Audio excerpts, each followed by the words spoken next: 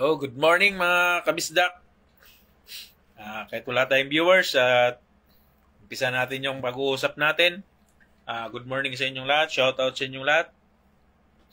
Ah, Kakatapos lang pala ng lindol dito sa Taiwan kaya ito, kaka-live lang natin kasi kakauwi lang din natin galing trabaho, panggabi tayo lagi. So, ayun. Kakatapos lang ng lindol. Buti walang nasaktan. Hanggang ngayon, hilo pa rin. Hilo pa rin mula doon sa sobrang lakas, 7.5 daw yung lindol. So, buti naman sa awa ng Diyos, hindi tayo nasaktan, walang nasaktan. Ang mga building naman ay maayos naman yan. So, meron tayong pag-uusapan tungkol doon kay Cuadro Alas. Kasi binasag na yung katahimikan ni Cuadro Alas. Binasag na niya yung katahimikan niya tungkol doon sa issue nga doon sa award niya na kinuha talaga ni King Crab. Silver Boys alias King Crab. So, alam niyo kung bakit King Crab? Kasi nga siya yung hari ng mga talangka sa Pilipinas. No? Yun, sabi nga ni Cuadro Alas, natanong kasi siya doon tungkol sa comment. Sabi niya, hayaan na lang daw niya yun. Kasi nga, baka wala nang makain, no? Baka wala nang makain si King Crab. So, bago pala natin pagpatuloy yung kwentuhan natin, shout out muna tayo kay Pinas Boxing TV. At doon natin to napanood yung pahayag ni Cuadro Alas sa kanyang saloobin tungkol dun sa award niya na kinuha ni King Crab. So, shout out kay Pinas Boxing TV. At kahit marami ng followers, ay i-follow pa rin natin siya. Ako, 300 pa lang followers ko. Baka naman, di ba? Kung hindi naman sa pilitan yung pag-follow natin sa ating mga page, kumbaga, nasa puso natin yan. Kung gusto natin i-follow, i-follow natin. Kung ayaw, okay lang yan. So, yun.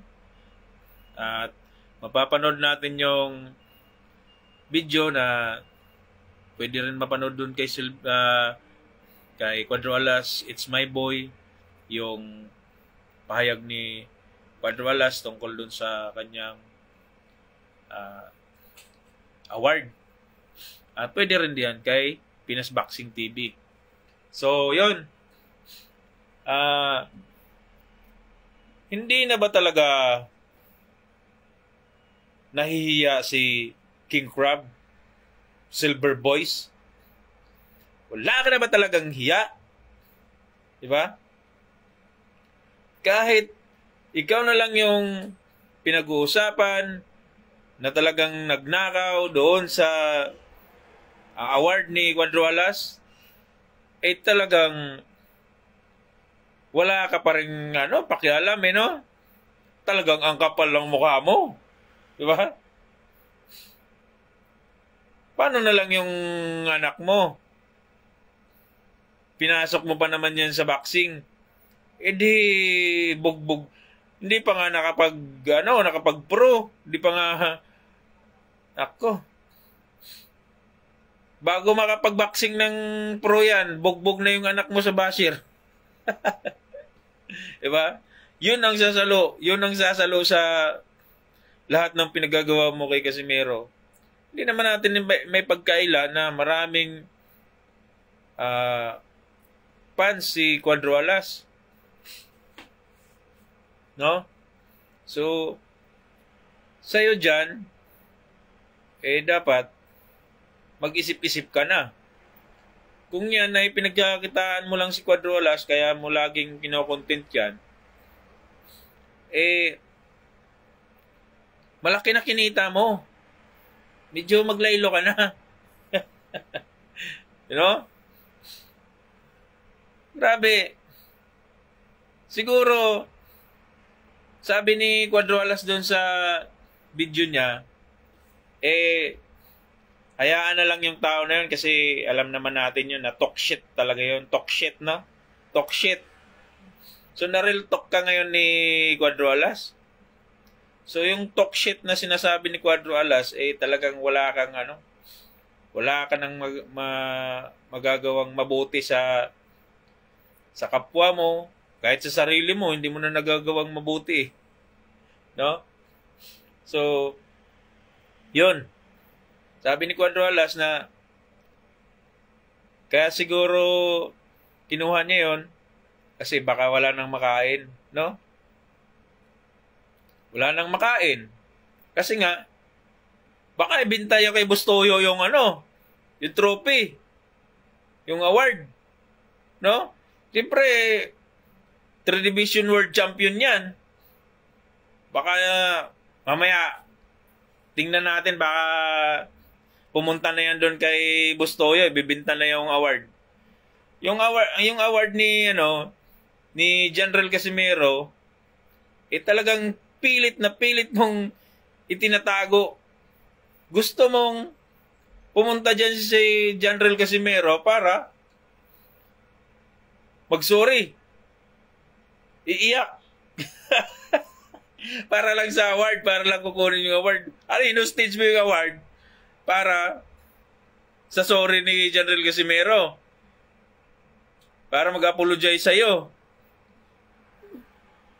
Bakit sa'yo ba may kasalanan si General Casimero kung bakit umalis siya sa MP promotion? Kaya sila umalis sa MP promotion kasi nga hindi na sila komportable. Naghahanap sila kung saan sila komportable. Si Pacquiao nga Ilan ba yung promotion na nilipatan ni Pacquiao bago siya naging Manny Pacquiao talaga? Di ba? Ilang promotion? Bago na punta kay Bob Arum. Di ba? Ganun yun. Kung hindi ka komportable sa isang promotion, kung hindi ka komportable sa isang lugar, hanapin mo yung kung saan ka komportable. Hanapin mo yun kung saan ka talagang mas kikita. Parang ikaw din yan, King Crab. Pag nag-content ka ng ibang tao, halimbawa, kinontent mo si Kibuloy. Kinontent mo si Kibuloy, walang manunood sa'yo. Di ba? Ngayon, bumabalik ka ngayon lagi kay General Casimero kasi doon ka humahakot ng views. Ngayon, pag hakot mo ng views, siyempre, may katapat din na pera yon, no? Kasi monetize ka So may katapat na pera. Bawat content mo na hindi naman related doon kay Casimero, halimbawa na lang, sabihin na natin related pero hindi si Casimero yung lumalaban. Tulad nung kay Pitbull Cruz. Dinadami mo pa rin yung pangalan ni Casimero. Kasi nga, wala daw laban. Huwag niyong ipilit yung tao na hindi naman di ba? Sabing ganon. Wala namang laban. Wala naman palang laban. Bakit dinadamay mo pa dyan? Di ba? Andun, nagpapasarap sa buhay, tapos ikaw, todo ka pa rin para lang kumita ka. Pinagkakitaan mo si Janren. No? So, na-real talk ka tuloy. So, kung ikaw, alam naman namin na nanonood ka sa mga videos ni Cuadroalas. Siyempre, malamang, napanood mo na rin yung na-real talk ka. So, na-real talk ka ni Cuadroalas kasi nga, dahil sa pinaggagawa mo, na wala namang kabuluhan, di ba? So, yun. Laging sikat. Diba?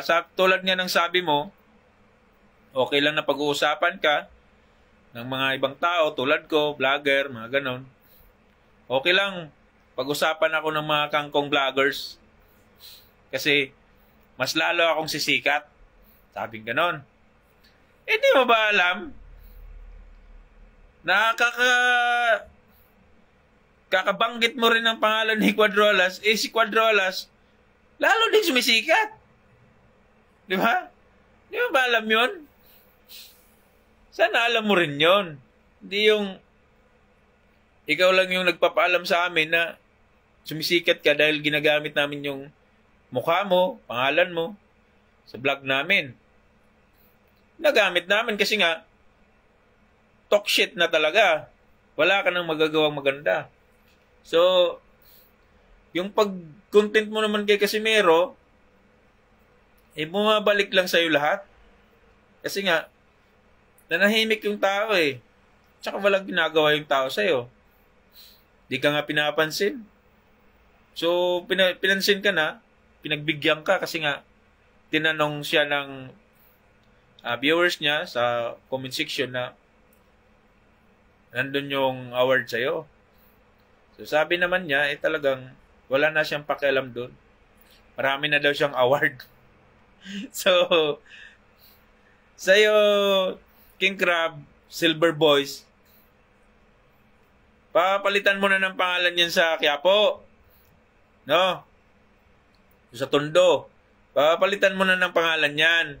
Pangalan mo ang itatak. King Crab, Silver Boys, no? King Crab, Silver Boys. Award for, sa panghihila ng mga umaangat sa buhay. No? Diba? May award na pala ngayon yun. Kasi noon, magkakasama kayo. Ano lang bang ginawa sa'yo? Nagalit lang siguro si Jason Casimero. Sa kay Jason, medyo pa kami.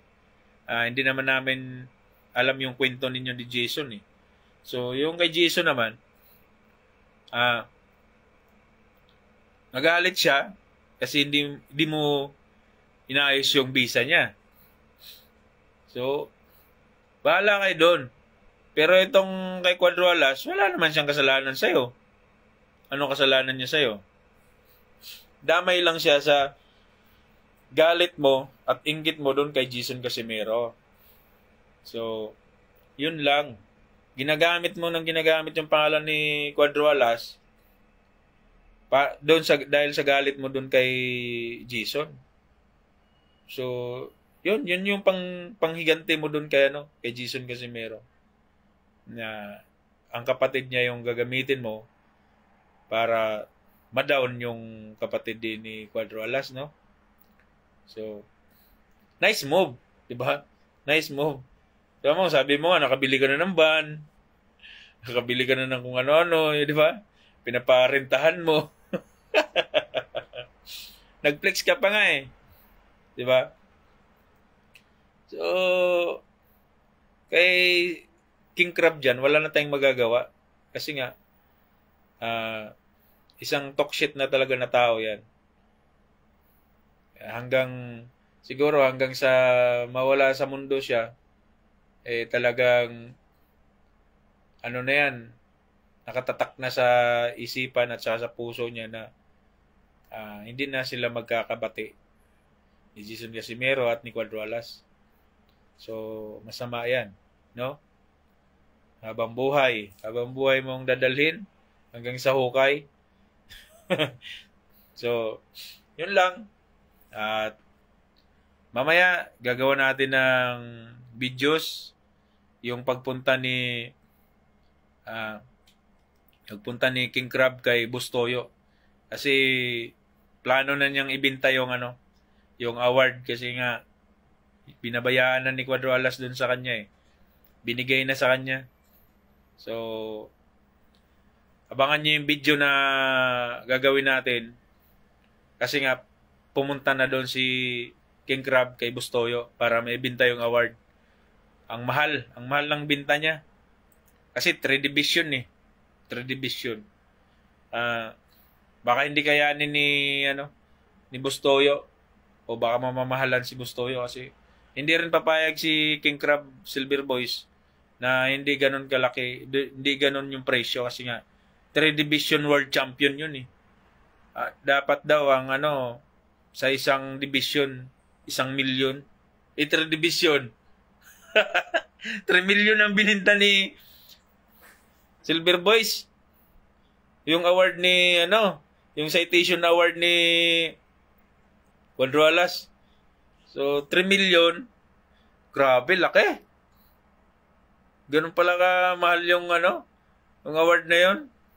Kasi, 3 Division World Champion eh. So, yun.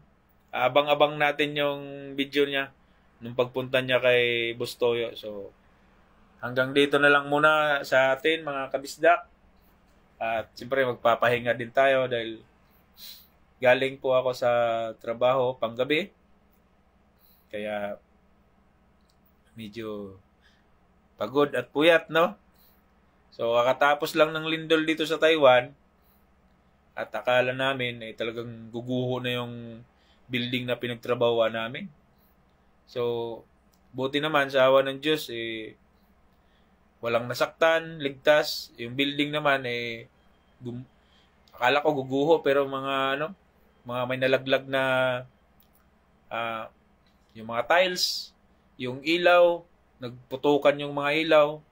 Nagtago agad ako dun sa ilalim ng may harang kasi siyempre protektahan natin yung ulo natin dahil yan na lang yung may laman sa atin eh.